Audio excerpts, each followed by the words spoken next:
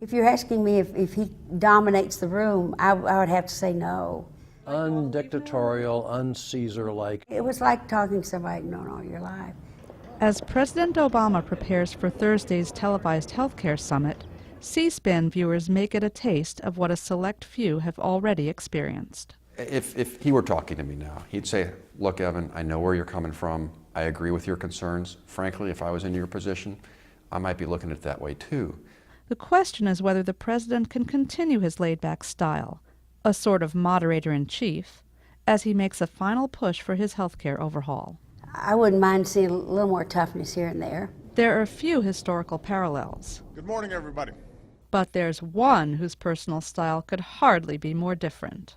Well, Johnson, that takes me back to the days of my youth. Senator Evan Bayh, who said he's so fed up with congressional dysfunction that he's retiring, didn't serve with Lyndon Johnson, but his father did. Johnson was a physical presence and force, arm around the shoulder, leaning into you, pushing his finger in your chest, and he would kind of physically get in people's face. The contrast with Mr. Obama is clear. He is solicitous, but he's not threatening. That's just not his style. And frankly, in today's Senate, it just wouldn't be effective. Wouldn't be possible. In some respects, might not be legal.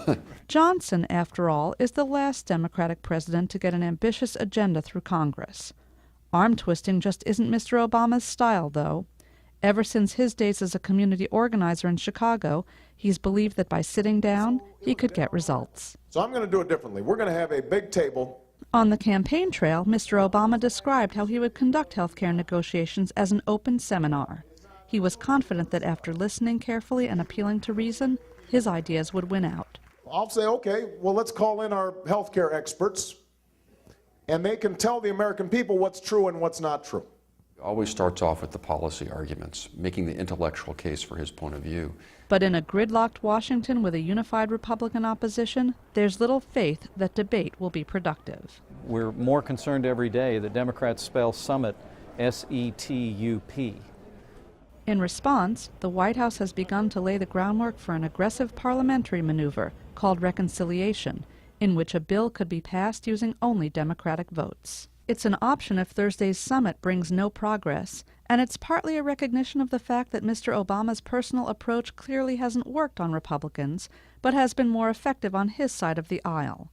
The left has largely stuck with the president, even as liberal provisions have been dropped.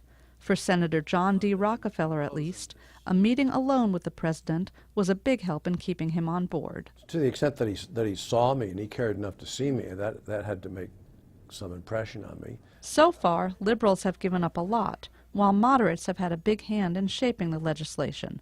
Conservative Republicans want even more.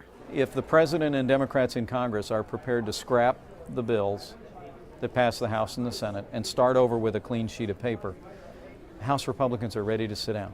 If the two parties are indeed headed toward a showdown, the reconciliation strategy would bring vehement Republican opposition and be a true test of whether President Obama can twist arms within his own party to make it happen. It would be a different Obama than the one we've seen so far. Majority Leader Steny Hoyer, who's had more chances than most to sit across from the president, has seen flashes of a tougher side that many Democrats may soon see. A steel in the voice. You can tell it by his body action. He may lean a little forward. Does he usually win? I think the presidents generally have the ability to be more successful than the people they're talking to. I will have a seat at the table. I'll have the biggest chair because I'm president. It'll be like a really comfortable chair.